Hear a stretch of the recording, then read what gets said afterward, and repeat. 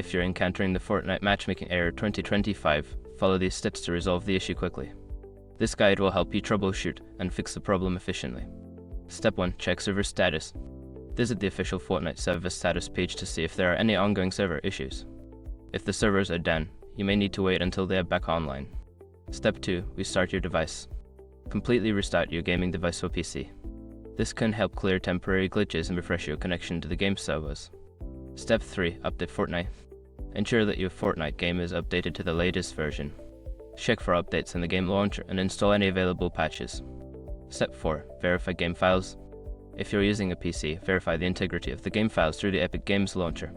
This process will check for any corrupted files and replace them as needed. Step 5. Check network connection. Make sure your internet connection is stable. Restart your router if necessary and consider using a wired connection for better stability. By following these steps, you should be able to resolve the matchmaking error and get back to playing Fortnite. If the issue persists, consider reaching out to Epic Games support for further assistance.